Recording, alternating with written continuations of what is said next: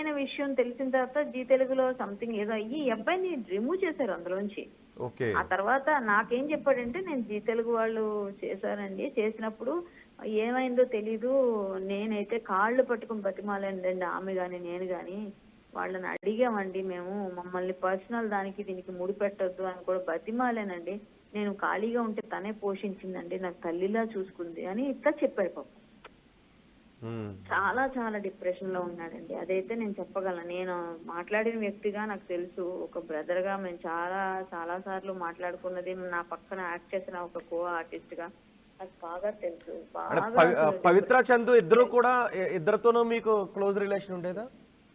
పవిత్రతో నాకు only set లో మాట్లాడుకునే వాళ్ళం. త్రినైని చేసేటప్పుడు నాది స్టార్టింగ్ బిగ్ బాస్ కి వెళ్ళేటప్పుడు స్టార్ట్ అయింది ఇది. అంతకు ముందు కొంచెం రోజుల ముందు హ్మ్. నా క్యారెక్టర్ మంచి క్యారెక్టర్, మంచి లీడ్ రోల్. నేను ఉన్నప్పుడు వీళ్ళందరి క్యారెక్టర్స్ మా ఇంటికి వీళ్ళందరూ వచ్చినట్టుగా సీన్స్ అన్నమాట. అప్పుడు నా కూతురు పెళ్ళని అట్లా. అప్పుడు వీళ్ళంతా నాతో పాటు వచ్చేవారు. ఈ పవిత్ర మొత్తం హీరోయిన్స్ అందరూ వచ్చేవారు నా ఇంట్లో.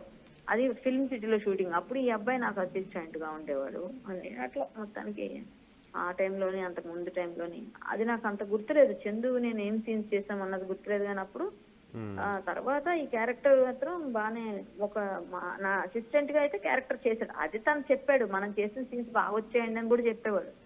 అంతవరకే. ఆ తర్వాత లేదు. కానీ పవిత్రతో అప్పుడే రిలేషన్ అంటే మాట్లాడేవాళ్ళం. డ్రెస్సులు చీరలు ఆడవాళ్ళు ఏం మాట్లాడుకుంటారు, చీర బాగుంది, ఈ నగలు బాగున్నాయి, ఇవే మాట్లాడుకునే వాళ్ళం. కలిసి తినేవాళ్ళం, హ్మ్. కలిసి ఏదో సరదాగా మాట్లాడుకోవడం, కొంతసేపు కూర్చోవడం, పాటలు వినడం ఇలానే ఉంటుంది అంటే షూటింగ్ లో మేకప్ లో. చందుకు ఆల్రెడీ పిల్లలు ఉన్నారు కదా, పిల్లల గురించి ఏమైనా మాట్లాడేవాడా ఎప్పుడైనా? ఇద్దరు పిల్లలు ఉన్నారు, బాగున్నారు. కానీ అసలు వాళ్ళంతా అబ్బాయి అసలు మైండ్ లో లేదు ఇప్పుడు. వాళ్ళంతా వదిలేసాను, వాళ్ళు హ్యాపీగా ఉన్నారు, వాళ్ళకి అన్ని ఇచ్చేసాను. వాళ్ళకి నా ఆస్తి ఏదో రావాల్సిందే, అన్ని ఉన్నాయి, అన్ని వదిలేసి వచ్చేసాను అని చెప్పాడు నాకు. అంతే.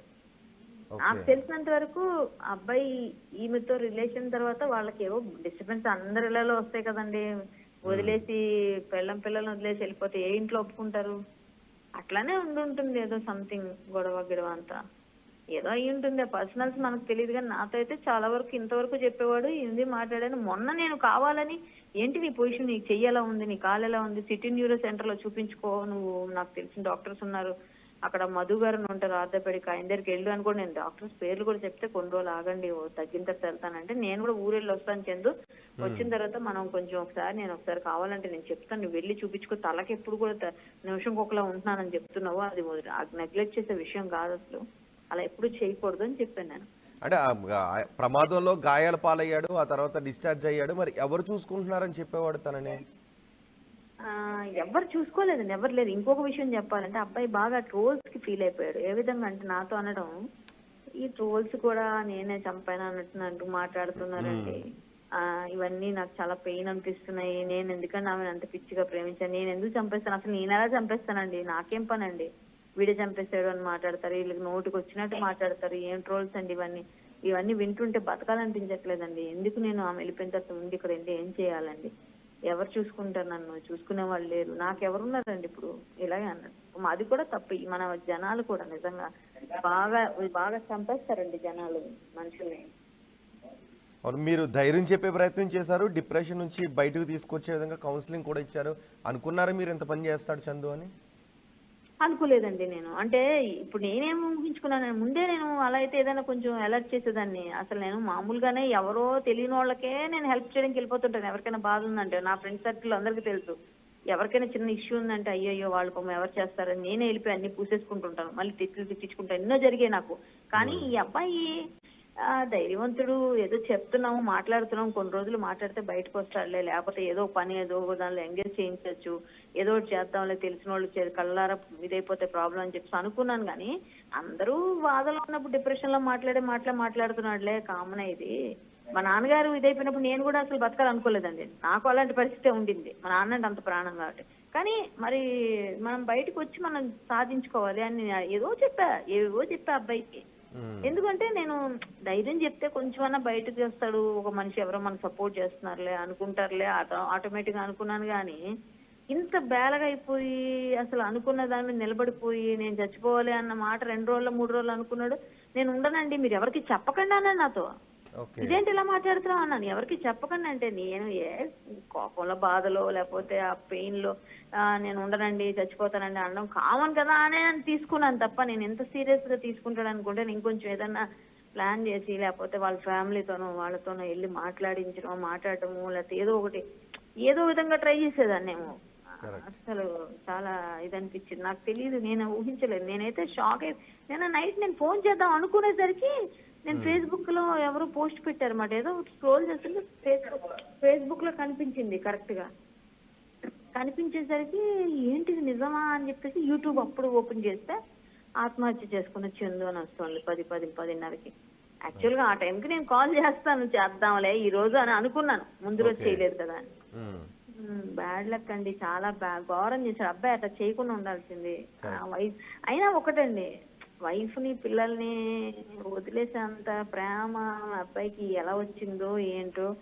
పిల్లల్ని వదిలేసి వచ్చేసి ఇప్పుడు మళ్ళీ ఇట్లా అంటే పవిత్ర కోసమే వదిలేశాడండి వాళ్ళని.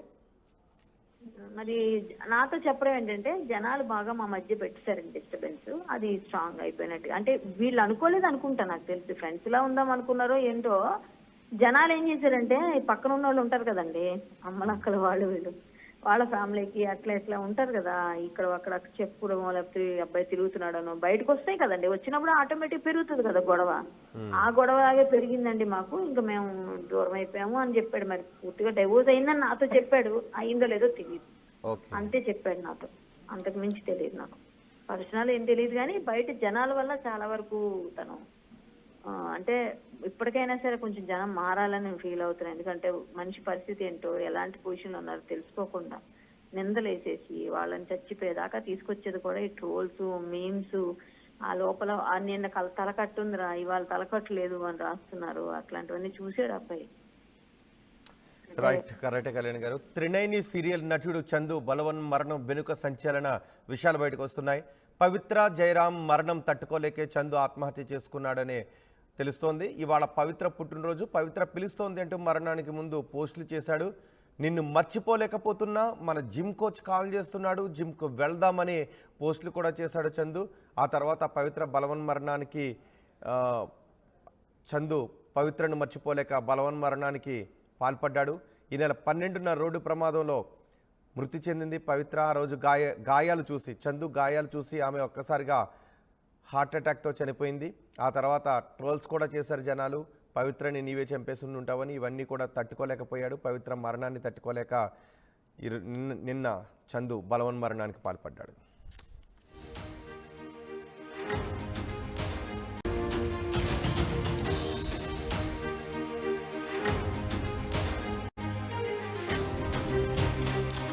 బ్రేకింగ్ న్యూస్, త్రినయని సీరియల్ నటుడు చందు బలవన్ మరణానికి పాల్పడ్డాడు. చందు బలవన్ మరణం